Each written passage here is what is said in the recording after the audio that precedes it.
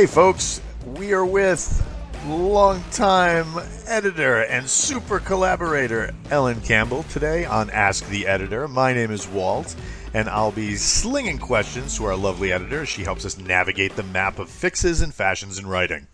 Don't forget to like and subscribe to these videos so you can be up to date with all the conversations on reading, writing, and a little bit more. For live videos, tune in on Monday nights for Live with Keystroke Medium, and The Writer's Journey on Thursday nights for navigating your first time in publishing. Keystroke International drops on Saturdays for the scribbles heard round the world. Want to chat up the crew? Join the discussion on Keystroke Medium Facebook group to talk up what's new and now in fiction. Ellen, what's good with you? Wow, that was really impressive. We got a lot of stuff going on. Thank you. I've been practicing. Well, it's very good. That's why I have you here. What's good with me? I just finished an anthology, which was good. It presented some challenges this time. It's Beyond the Stars, Volume 6. It's Dark Beyond the Stars. 6. Rocking Space. So and, is that like horror and stuff like that, or is like dark matter? Space opera. Space opera, but it's the 6th volume particular series and the 5th that I've edited. So we do it annually. Right on, right on. And today we're going to be doing... What's that? I said that was just super exciting. Yeah, way to crush it. And today we're going to be doing our massive wrap-up extravaganza of all of the editing programs that you've been reviewing. But before that, do you feel like tackling a few questions? Sure, yeah. All right, so question number 1. Do you have a preferred time of day when you feel more productive? My most productive time of day is going to be between 2 a.m. and about 10 a.m. After that, it just kind of falls off. Is that because more people are awake and alive and sending you stuff throughout the interwebs?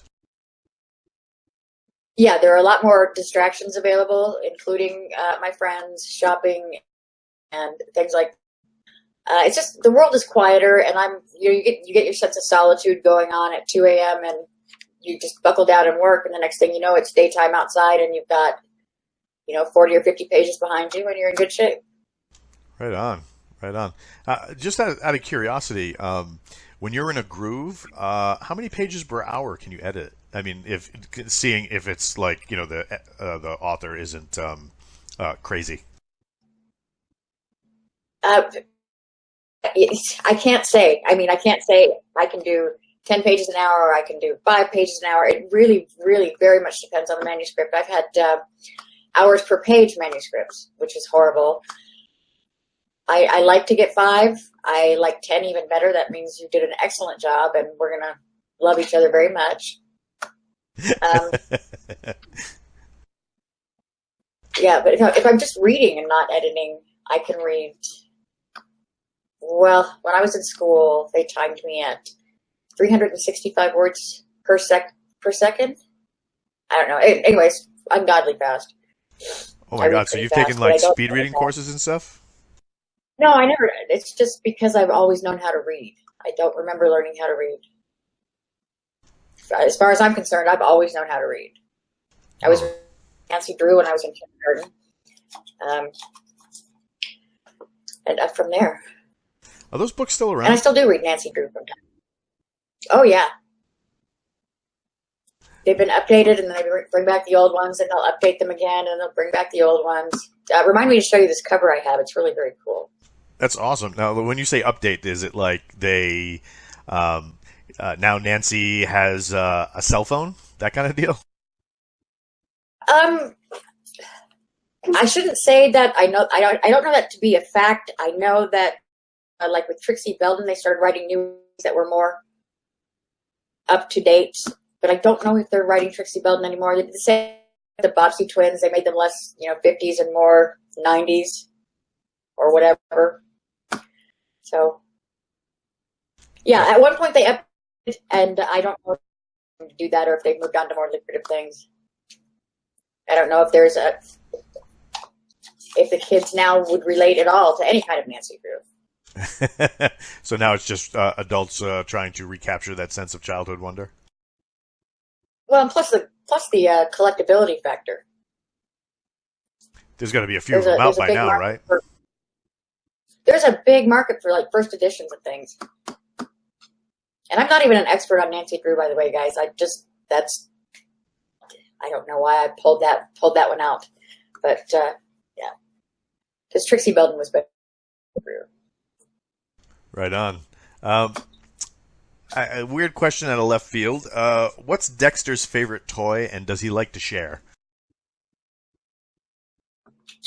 Tennis balls, and he absolutely loathes sharing. He doesn't even really like to return them. The way he reconciles himself to returning the tennis balls is because he can't chase it unless I throw it. But he still has a with dropping it. So really good at collecting them. He likes to chase them. He will drop a tennis ball on your foot repeatedly until you either put it away or throw it for him. He wants to chase it, and he will run until he's. So we have to be real careful not to run him in the middle of the day and avoiding the heat, all that stuff. Yeah. We're in the South, and it's pretty oppressive down here. The heat and humidity. Oh, I've been. I can relate. And how's Ribsy settling in? Ribsy's doing great. I'm super happy with his progress. He's getting bigger. He doesn't look nearly as starved. He's discovered all his bad habits. So he's got a few of them. He's your typical adolescent dog. He's awfully cute. He's awfully cute. He's probably put on 2 pounds since I got him. Right on. So steady progression. For anybody that didn't know, when I rescued Ribsy, he had been starved into a skeleton, literally starved into a skeleton, and he didn't have long to live. So, but he's doing good, and he wants to chase the ball too, but he's just not nearly as agile as Dexter. Not yet. What? No. So, do you have a favorite mistake that when you edit somebody's work, you just sit there and go, "Oh, bless your heart! I can't believe you did that. That's so cute." No, I don't. So it's more knives and pitchforks? It's pretty much all knives and pitchforks. I mean, there's probably the occasional mistake that I think is cute, but I don't have a favorite mistake that I think is cute. No. Gotcha. No. So, once again, another side question that just popped into mind. When you're editing, mm-hmm. Do you see certain types of mistakes more from one age demographic rather than another? Like when you're editing somebody who's older, they use different syntax when they're speaking, that kind of thing? Not so much. Not as much as you would think. Because when people are writing, and especially if they're new to writing, they tend to write stiffly, and they don't realize it, without contractions. And yeah, I guess with older people, you see vocabulary that you don't see with younger people from time to time. But now it's more a difference between been writing for a while and haven't been writing very long is where you can see the difference in terms of how they write. Right on. Last question before we dive into our main extravaganza. The 20 books to 50K or the 20 books to Vegas conference is coming up. How excited are you for that? Oh, I'm really excited. I went last year and I had a great time. I heard somebody say, and this is really exactly what it's like. Somebody walking by me said, "Oh my God, it's like being in Facebook," and it really is. It really is. You see a lot of people and you get to hang out with them and have a good time. That's awesome. I didn't actually go to any of the panels last year because I was kind of there to hang out with my friends in a tax-deductible manner. This year I'm on a panel, so that be a little more present. What panel are you on this year? Develop a relationship with your editor on Thursday. And now, what kind of relationship are you talking? Are you talking the kind of knives and pitchforks you were espousing earlier, or are you thinking more like create that symbiosis? Well, I expect they would prefer that we create symbiosis. I didn't set the topic, so yeah, I'm assuming it's all about the good. You know, how to build a relationship with your editor, what you need to get out of an editor, you know, that kind of thing. Right on. So hard talking to you when I can't see you. What's that? It's so hard I can't see Walt. I just see a little avatar because he's using a camera and I'm not, and so I've got a black screen. I'm talking into a black screen. My little avatar doesn't pop up in the middle? Well, it does, and it does this, but it's 26 inches of black screen and a dot of Walt going like this, and I don't know what to look at. Well, what we can do is after this show, we can reconfigure and re-coordinate. I can show you some digital tricks, and we can go face to face after that, and it can be glorious. Okay, I'm ready. Sorry, everybody. No See, worries. that's why I'm awkward. All good. So we're talking the huge editorial extravaganza wrap-up show where you take all of the different programs that you've debuted during these segments, kind of give us the distillation of those shows, and tell us best in show, worst of show. Okay, well, we did 5 different programs. We started with Word, which is just your basic processing program, but it's got a lot of features that you might not know about, and it's got a lot of features that some of you don't bother to use. Programs are expensive. Spending money on your writing is probably something that does not endear you to the rest of your family. So you want to be careful where you put your money. And if you've already got something in your toolbox that you can use, why not use it? Use your spell checker. It's not always right, but it's better than nothing, and it'll catch the obvious mistakes for you. So we're going to call Word a kind of a little bonus program and set it aside, because what we really want to talk about is true editing software. And we started out with a program called Perfective. Now, Perfective, let me, here.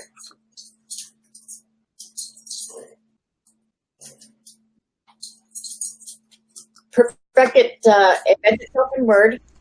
Yeah, I'm about to. I just wanted to launch it first. Stop that. There we go.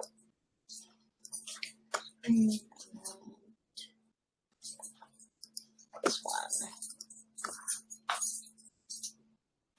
Okay. Are you seeing it well? Well. Yes, I see it perfectly. It's gorgeous. Or blue and white.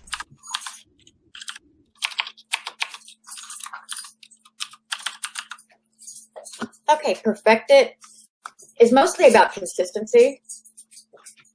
It's not going to tell you that you use passive voice. It's not going to tell you that you're repeating things. It's not even really going to tell you very often if you spelled something wrong. What it's looking for is how many times did you use closet space and you hyphenated it twice and you didn't hyphenate it 7 times. What's your preferred hyphenation? It will tell you if you used a compound word and then used it again, but without making it a compound word. It will tell you, well, here we go. Okay. Suggestion. It wants to know, it's saying that these abbreviations don't have definitions, and that's true. They don't, because they don't need them. We tell it next. I picked a really bad sample to show you because there's not going to be a whole lot of mistakes in this one.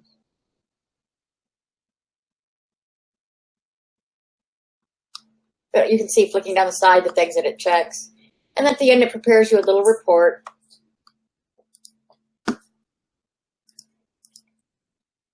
to tell you what it's done.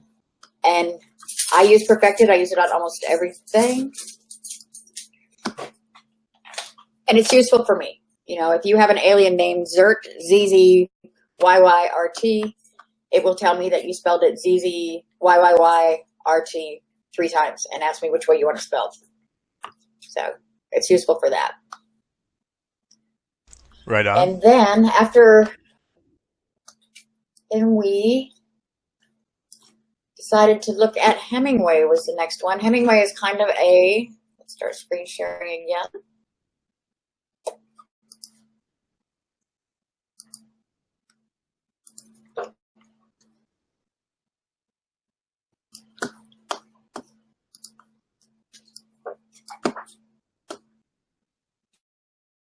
Okay, Hemingway, where did you go?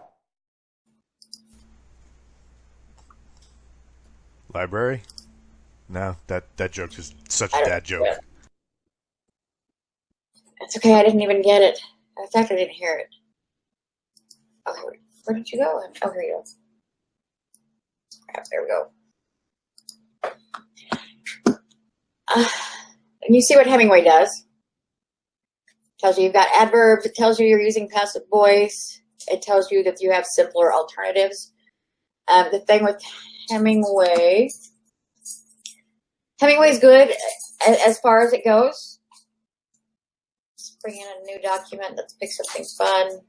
What do we got? Just open a new document. Don't save. You can write directly in Hemingway. You can open your Word document in Hemingway. Dexter, stop.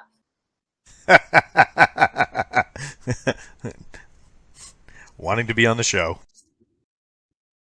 Yeah, I think they're playing tug of war back there. Well, nothing's cooperating with me today.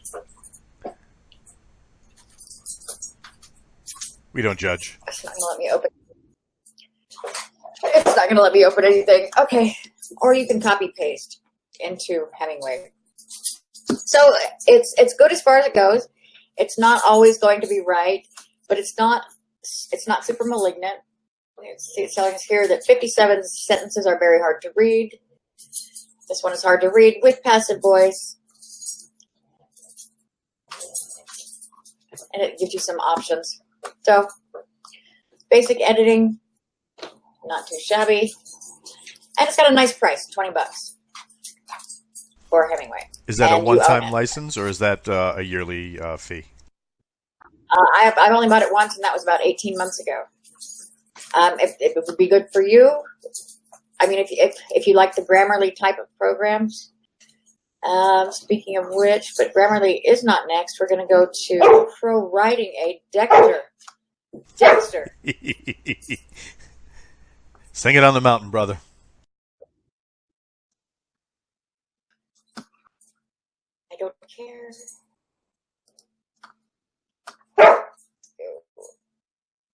Open file.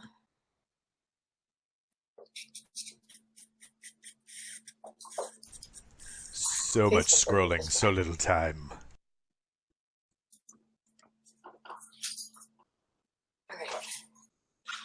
Okay, this is ProWriting Aid. ProWriting Aid is pretty nifty. It's right now, it's calculating in real time all the different things that it talks about, and it talks about a lot of different things. The greatest thing about this is it'll give you a summary. I thought this was the neatest thing about this program. Yeah, and then in the summary covers all of these things up here at the top, which I can't show you because there we go. There's the summary. Okay. Readability, things that you can do to make it easier to use. Overuse words. Now this is going to vary from document to document. This is not the same as my list. Oh, that's another good thing about Word. You can use macros with it. This is not the same as my list, but Here you can see this writer did all these things. So, sentence structure, writing style, things that you should do, things that you can do. Sticky sentences. Sticky sentences are what you get when you use Ellen's do not fly list. But again, none of these programs have critical thinking, so you've got to be able to make some judgment calls on your own. But this is pretty sharp. And I believe that this is ProWriting Aid Premium, by the way. And you can set up a house style and everything else. Right on. I want to say it was $49.99 or $59.99. And that one is a subscription, correct? That's a yearly. That's a subscription. Yes, it is. Yeah, it is. And the last one we looked at was Grammarly Premium. Where did I leave Grammarly?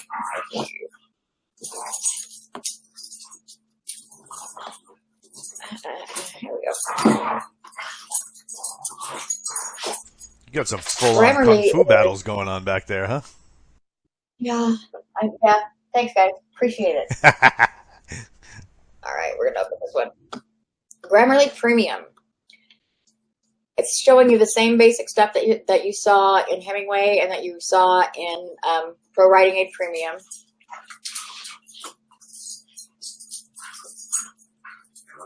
Got 157 alerts showing you.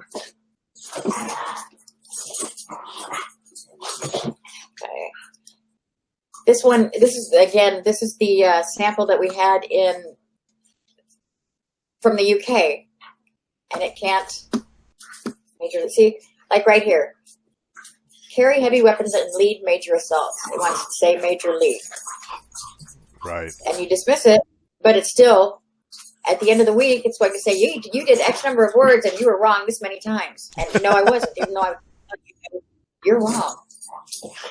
You're wrong. You're wrong. You're wrong. You're wrong. It sends you a little note to tell you how many times you were wrong. And it's wrong. Okay. It's like they're, yeah. See, you care how many sentences you have, right?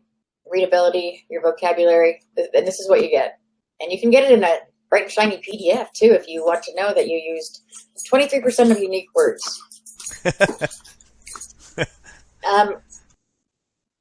Basically,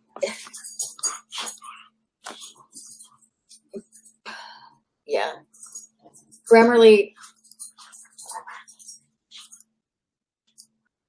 is a whole lot of nothing, and it's wrong at least as often as it's right, and it costs $149 a year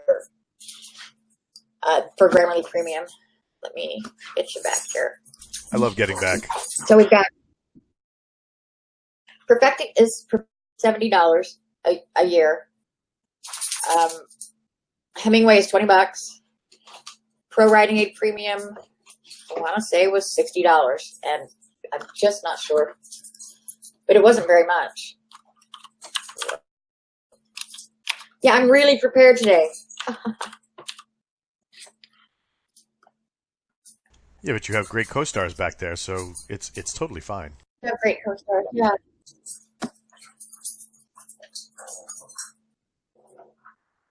Look at this. Can you see this? Oh, we're not screen sharing. I've got a Grammarly pop-up on the ProWriting Aid homepage. Your grammar is still not being checked. Tough. Seems like for a 1-year license, we're looking at 70? 70 a year. Yeah. For premium. Oh, or you can buy a lifetime license for $240. But then Grammarly Premium is $150. So, in my opinion, because of all the bells and whistles that you get, the reports, and you get links to explanations of how to use the reports if you forget, and the ability just to pull everything together, and you can see that I'm using all these words, and that's what's making not structure bogged down. And these are things that I need to change. I think that if you want to use editing software, the one you want to buy is ProWriting Premium. Okay, if that's outside of your budget, pick up Hemingway for $20. It's not as good. It's not as, you don't get the thorough report, but in terms of processing and corrections, they're all about the same. Grammarly has no excuse for its behavior. I mean, it's just, so there you go. My professional opinion, if you have to use one of them, ProWriting is your puppy. I just for the graphs alone, I just love charts. And diagrams. So, of course, we should also make it known, too, that these programs are to help writers kind of zero into what they're trying to do and to sharpen up their craft versus replacing an editor. Well, yeah. Like I said, any word processing program, any editing program lacks critical judgment. Going to follow the same rigid set of rules and tell you that you must have a comma after and, or you must not have a comma after and, you must have a comma after so, that you should never have passive voice, that there's an easier way to say this. Did you really mean?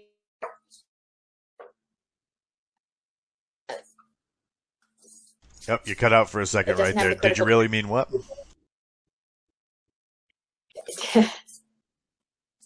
Oh, no, it asks you, did you really mean, and then Dexter barked. So did you mean to say shift? No, I didn't mean to say shift. And it'll ask you every time you say shift. Things like that. Right. So you still have to use your own measurement, and none of those will, and they might give you an inflated sense of how good you really are, because it says, I have a 95% readability ease, and it's like, well, yeah, but C spot run spot run is not great literature. It's not even an interesting story. So just because you're good doesn't mean you're good. It doesn't mean your word choices are good. It doesn't mean your style is good. It doesn't mean your flow is good. But they're definitely a starting point. And if you're willing to learn from them, you can learn from them. But don't take everything they say as gospel. Right on. I would never. Oh my God. Can't succeed without an editor, because that would be an out lie, and it would sound really self-serving. Obviously, I want you to use an editor, but to get the most bang for your buck, you want to send the cleanest draft that you can to your editor. So, and that's where these things come in handy. Right on. And beta readers, putting it away in a drawer for a period of time. These are all things that you've discussed in the past and are just like fantastic suggestions for people who are really trying to tighten everything up. Because, I mean, how many times can you read the same sentence and skip over the same mistake? Putting it away, absolutely invaluable tool. Yeah, you're absolutely right, because that's exactly what you do. You see what you think you wrote. You don't see what you actually put down. And it happens to editors too. That's why you get a separate proofreader. You don't want your editor to be your proofreader, because they get blind to the errors as well. You get familiarized. You're accustomed. What's the word? Habituated. Right on. You see what you expect to see, not what's actually there. Yep. Especially the whole reading it out loud thing. Oh my God. Fantastic. Especially if small things that you might not have picked up. Somebody sent me a manuscript to check out, and I put it into my phone so that my phone could read it back to me. And it kept writing it and then saying S. And when I actually looked at the text, there was a space in between the S and the rest of the word. So that was throwing off the program, and it was reciting it that way, which was kind of neat, because I was like, I wonder if he knows that he's doing that.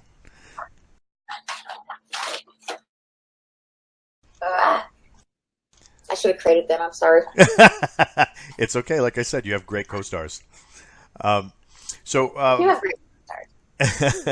On the final side of this, before we call it a podcast, final thoughts on using editorial software. There are some people that I wish would use it. There are other people that don't need it. It's not a bad thing, and it can be a very good thing. It's just like anything else. It's how you use it. A tool is only as good as the person who's using it. So, Right, yeah, I mean, absolutely use editing software. Please use editing software. At least use your spell checker. Use Ellen's list. Have that for free over on the Facebook page. Which that list is awesome and a valuable tool. I updated it again yesterday. Oh, I know where I'm going after this. I know one. I put in a bunch of your words into a macro, and I can hit it as an overlay. And I was writing something the other day, and I was like, "Oh, I wonder what it looks like in Ellen's overlay." Oh my God, what a gumball machine! And then I turned it right off and started crying. So yeah. Well, yeah. So you can write macros well? Yeah, I can fake my way through it. Oh, good. Good. We'll talk later. Well, folks, we've been sitting today with Ellen Campbell on Keystroke Medium's Ask the Editor. If only I had a macro for English. We've been talking the ups and downs, the winners and losers of Ellen's series on editorial software. Join us for all that's in the need to know about fiction on KeyStrokeMedium.com and over on the Keystroke Medium Facebook group. Thank you so much for coming out, Ellen. I really appreciate it. Thanks, Walt.